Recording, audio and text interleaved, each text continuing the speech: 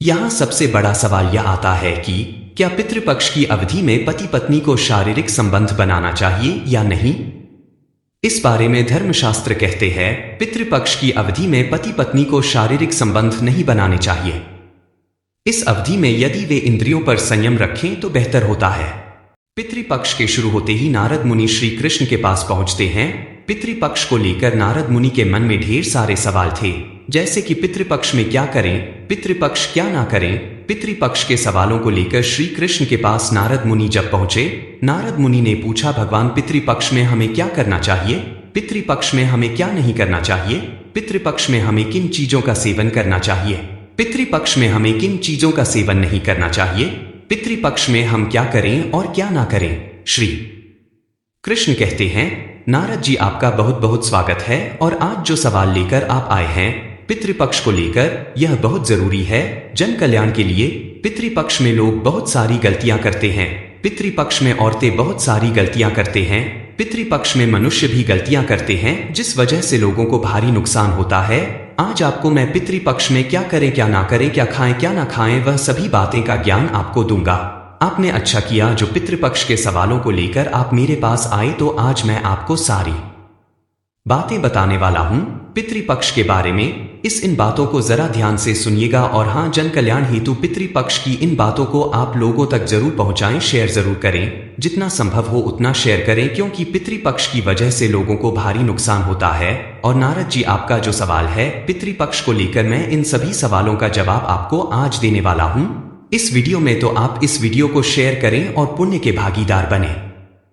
पितृपक्ष। पितृपक्ष की पौराणिक कथा के अनुसार जोगे तथा भोगे दो भाई थे। दोनों अलग अलग रहते थे। जोगे धनी था और भोगे निर्धन। दोनों में परस्पर बड़ा प्रेम था। जोगे की पत्नी को धन का अभिमान था, किंतु भोगे की पत्नी बड़ी सरल हृदय थी। पितृपक्ष आने पर जोगे की पत्नी ने उससे पितरों का श्राद्ध करने के लिए कहा, तो जोगे इसे व्यर्थ का कार्य समझकर टालने की चेष्टा करने लगा, किंतु उसकी पत्नी समझती थी कि यदि ऐसा नहीं करेंगे तो लोग बातें बनाएंगे। फिर उसे अपने मायके वालों को दावत पर बुलाने और अपनी शान दिखाने का यह उचित अवसर लगा। अतः वह बोली, आप शायद मेरी परेशानी की वजह से ऐसा कह रहे हैं, किंतु इसमें मुझे कोई परेशानी नहीं होगी। मैं भोगे की पत्नी को बुला लूंगी, दोनों मिलकर सारा काम कर लेंगी। फिर उसने जोगे को अपने पीहर न्योता देने के लिए भेज दिया। दूसरे दिन उसके बुलाने पर भोगे की पत्नी सुबह सवेरे आकर काम में जुट गई। उसने रसोई तैयार की, अनेक पकवान बनाए, फिर सभी काम निपटाकर अपने घर आ गई। आखिर उसे भी तो पितरों का श्राद्ध तर्पण करना था। इस अवसर पर न जोगे की पत्नी ने उसे रोका न वह रुकी। शीघ्र ही दोपहर हो गई। पितर भूमि पर उतरे। जोगे भोगे के पितर पहले जोगे के यहां गए तो क्या देखते हैं कि उसके ससुराल वाले वहां भोजन पर जुटे हुए हैं। निराश होकर वे भोगे के यहां गए। वहां क्या था? मात्र पितरों के नाम पर अगियारी दे दी गई थी। पितरों ने उसकी राख चाटी और भूखे ही नदी के तट पर जा पहुंचे। थोड़ी देर में सारे पितर इकट्ठे हो गए और अपने अपने यहां के श्राद्धों की बढ़ाई करने लगे। जोगे भोगे के पितरों ने भी अपनी आप बीती सुनाई। फिर वे सोचने लगे, अगर भोगे समर्थ होता तो शायद उन्हें भूखा न रहना पड़ता, मगर भोगे के घर में तो 2 जून की रोटी भी खाने को नहीं थी। यही सब सोचकर उन्हें भोगे पर दया आ गई। अचानक वे नाच नाच कर गाने लगे, भोगे के घर धन हो जाए, भोगे के घर धन हो जाए। सांझ होने को हुई। भोगे के बच्चों को कुछ भी खाने को नहीं मिला था। उन्होंने मां से कहा, भूख लगी है।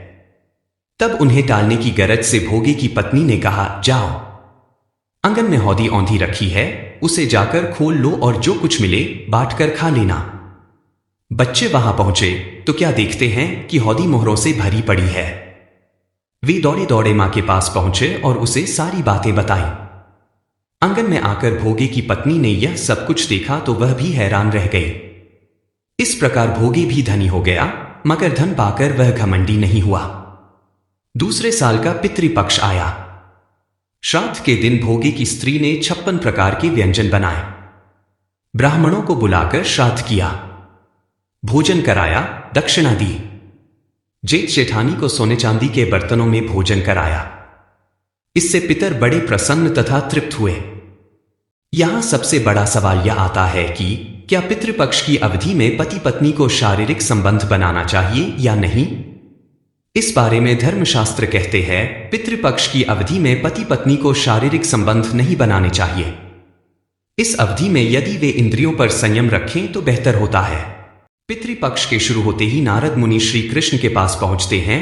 पितृपक्ष को लेकर नारद मुनि के मन में ढेर सारे सवाल थे, जैसे कि पितृपक्ष में क्या करें, पितृपक्ष क्या ना करें। पितृपक्ष के सवालों को लेकर श्री कृष्ण के पास नारद मुनि जब पहुंचे, नारद मुनि ने पूछा, भगवान पितृपक्ष में हमें क्या करना चाहिए, पितृपक्ष में हमें क्या नहीं करना चाहिए, पितृपक्ष में हमें किन चीजों का सेवन करना चाहिए, पितृपक्ष में हमें किन चीजों का सेवन नहीं करना चाहिए, पितृपक्ष में हम क्या करें और क्या ना करें। श्री कृष्ण कहते हैं, नारद जी आपका बहुत बहुत स्वागत है और आज जो सवाल लेकर आप आए हैं पितृपक्ष को लेकर, यह बहुत जरूरी है जन कल्याण के लिए।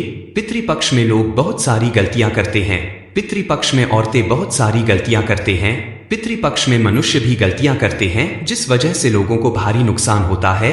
आज आपको मैं पितृपक्ष में क्या करें क्या ना करें, क्या खाएं क्या ना खाएं, वह सभी बातें का ज्ञान आपको दूंगा। आपने अच्छा किया जो पितृपक्ष के सवालों को लेकर आप मेरे पास आए, तो आज मैं आपको सारी बातें बताने वाला हूं पितृपक्ष के बारे में। इन बातों को जरा ध्यान से सुनिएगा और हां, जन कल्याण हेतु पितृपक्ष की इन बातों को आप लोगों तक जरूर पहुंचाएं, शेयर जरूर करें, जितना संभव हो उतना शेयर करें, क्योंकि पितृपक्ष की वजह से लोगों को भारी नुकसान होता है। और नारद जी आपका जो सवाल है पितृपक्ष को लेकर, मैं इन सभी सवालों का जवाब आपको आज देने वाला हूं इस वीडियो में, तो आप इस वीडियो को शेयर करें और पुण्य के भागीदार बने।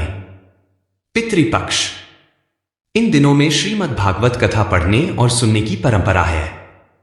ऐसी मान्यता है कि इस कथा की वजह से पितरों की आत्मा को शांति मिलती है और सुनने वाले लोगों का मन शांत होता है, निगेटिविटी दूर होती है। ये कथा श्री कृष्ण की महिमा बताती है। भगवान का ध्यान करने से भक्तों के बुरे विचार खत्म होते हैं और मन गलत कामों से दूर होता है। महर्षि वेद व्यास ने महाभारत ग्रंथ की रचना की थी। इस सबसे बड़े ग्रंथ की रचना करने के बाद भी वेद व्यास जी के मन को शांति नहीं मिल रही थी, वे उदास रहने लगे थे। उस समय नारद मुनि वेद व्यास जी के पास पहुंचे। नारद मुनि ने व्यास जी को निराश देखा तो उनसे इसकी वजह से पूछी। व्यास जी ने जवाब दिया कि मैंने महाभारत जैसे ग्रंथ की रचना की है, लेकिन मेरा मन अशांत ही है। नारद मुनि ने कहा कि आपके महाभारत ग्रंथ में परिवार की लड़ाई है, युद्ध है, अशांति है, अवगुण है, इस वजह से आपका मन अशांत है। आपको ऐसा ग्रंथ रचना चाहिए जिसको पढ़ने के बाद हमारा मन शांत हो, बुरे विचार खत्म हो। ऐसा ग्रंथ रचें जिसके केंद्र में भगवान हो, ऐसा ग्रंथ जिसका मूल सकारात्मक हो। नारद मुनि की बातें सुनने के बाद वेद व्यास जी ने श्रीमद् भागवत कथा की रचना की। इस ग्रंथ को सकारात्मक सोच के साथ लिखा गया। इसके केंद्र में भगवान श्री कृष्ण है। भगवान की लीलाओं की मदद से हमें संदेश दिया गया है कि हम दुखों का और परेशानियों का सामना सकारात्मक सोच के साथ करेंगे तो जीवन में शांति जरूर आएगी। वेद व्यास जी ने इस ग्रंथ की रचना की और इसके बाद उन्होंने अपने पुत्र शुकदेव को ये कथा बताई थी। बाद में शुकदेव जी ने पांडव अर्जुन के पुत्र अभिमन्यु के पुत्र राजा परीक्षित को ये कथा सुनाई थी। शुकदेव जी ने ही अन्य ऋषि मुनियों को भागवत कथा का ज्ञान दिया था।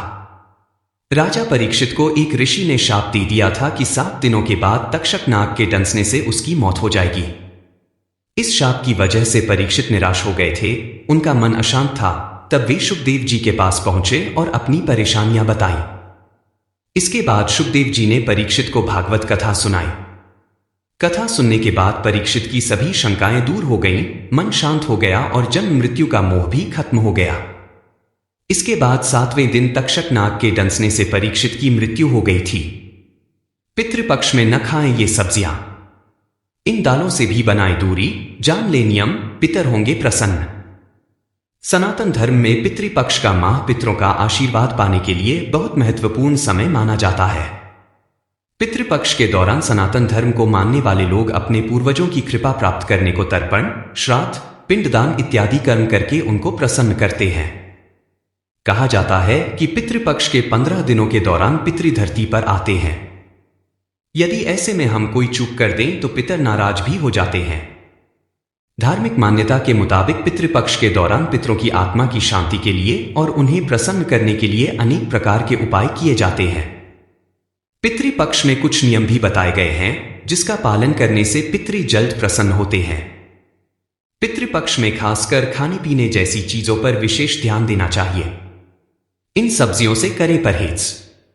पितृपक्ष के दौरान ये सब्जियां जिसमें शकरकंद, मूली, गाजर, शलजम, चुकंदर, अरबी, सूरन इस तरह की सभी सब्जियों को खाने से परहेज करना चाहिए। इसके अलावा इन सब्जियों का भोग भी नहीं लगना चाहिए और न ही पितृपक्ष के श्राद्ध भोज में इसे किसी ब्राह्मण को खिलाना चाहिए। अगर आप ऐसा करते हैं तो आपके पूर्वज इससे नाराज हो सकते हैं। लहसुन प्याज वर्जित। पितृपक्ष में लहसुन प्याज का सेवन करने की मनाही रहता है। इसे तामसिक माना जाता है। पितृपक्ष के समय पूरी तरह से सादगी से रहना चाहिए। भोजन भी सदा ही ग्रहण करना चाहिए। लहसुन प्याज का इन दिनों में पूरी तरह से त्याग करना चाहिए। चने और मसूर दाल से रहें दूर।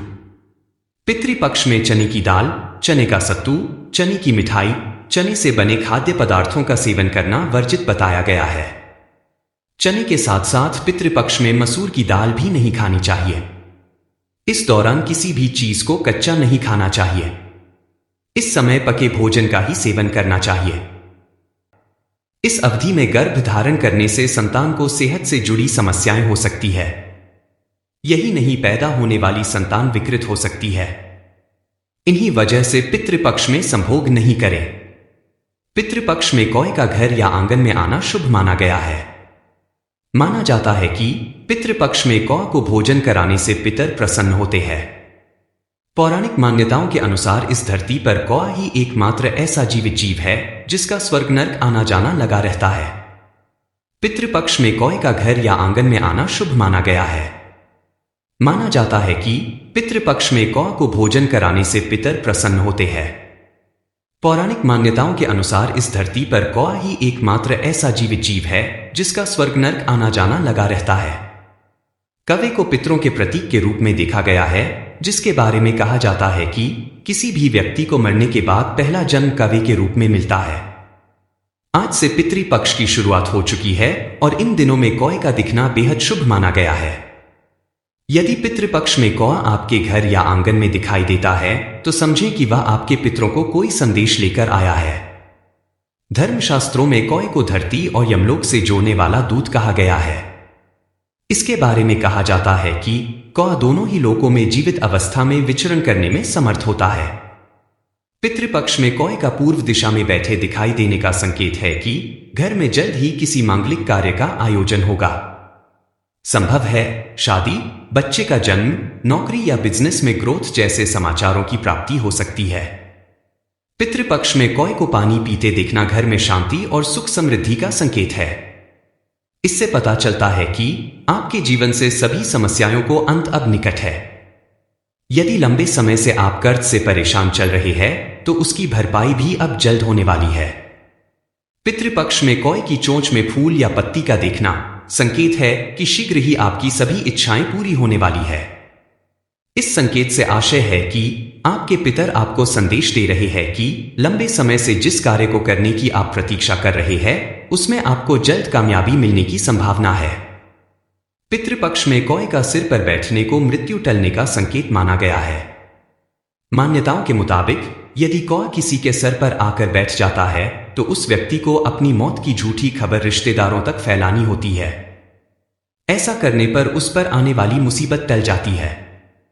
पितृपक्ष में कौए का चोंच में रोटी दबाए दिखने का संकेत है कि पितर आपसे खुश है। ऐसा होने पर आपके जीवन में अब धन धान्य की कमी नहीं रहेगी। पितृपक्ष में गाय की पीठ पर कौए का बैठा दिखना संकेत है कि आप जीवन में तरक्की के मार्ग पर अग्रसर हो रहे हैं। यहां सबसे बड़ा सवाल यह आता है कि क्या पितृपक्ष की अवधि में पति पत्नी को शारीरिक संबंध बनाना चाहिए या नहीं। इस बारे में धर्मशास्त्र कहते हैं पितृपक्ष की अवधि में पति पत्नी को शारीरिक संबंध नहीं बनाने चाहिए। हिंदू धर्मशास्त्रों के मुताबिक इन दिनों में पितरों का तर्पण करने से जीवन में सुख शांति का आशीर्वाद मिलता है। शास्त्रीय मान्यताओं की माने तो पितृपक्ष के दौरान व्यक्ति को कई कठोर नियमों का पालन करना होता है। इसी दौरान कई लोग असमंजस में रहते हैं कि पितृपक्ष में शारीरिक संबंध बनाना चाहिए या नहीं। चलिए जानते हैं इस बारे में सनातन धर्म में शास्त्र क्या कहते हैं। पितृपक्ष में शारीरिक संबंध बनाना चाहिए या नहीं। इस धरती पर महिला और पुरुष का एक दूसरे के प्रति आकर्षण सर्वसत्य है। यही आकर्षण प्रेम के रिश्ते निर्धारित करता है। इसी क्रम में महिला पुरुष का संभोग भी एक नियम है, लेकिन इस क्रिया को करने से पहले हमारे हिंदू धर्मशास्त्रों में कुछ कठोर नियम बताए गए हैं, उनकी पालना भी आवश्यक है। माना जाता है कि यदि महिला पुरुष संभोग क्रिया धार्मिक मान्यताओं को ध्यान में रखकर करें तो यह पवित्र है। यदि ऐसा नहीं करते हैं तो उन्हें नुकसान होता है। यहां सबसे बड़ा सवाल यह आता है कि क्या पितृपक्ष की अवधि में पति पत्नी को शारीरिक संबंध बनाना चाहिए या नहीं। इस बारे में धर्मशास्त्र कहते हैं पितृपक्ष की अवधि में पति पत्नी को शारीरिक संबंध नहीं बनाने चाहिए। इस अवधि में यदि वे इंद्रियों पर संयम रखें तो बेहतर होता है। इस अवधि में गर्भ धारण करने से संतान को सेहत से जुड़ी समस्याएं हो सकती है। यही नहीं, पैदा होने वाली संतान विकृत हो सकती है। इन्हीं वजह से पितृपक्ष में संभोग नहीं करें।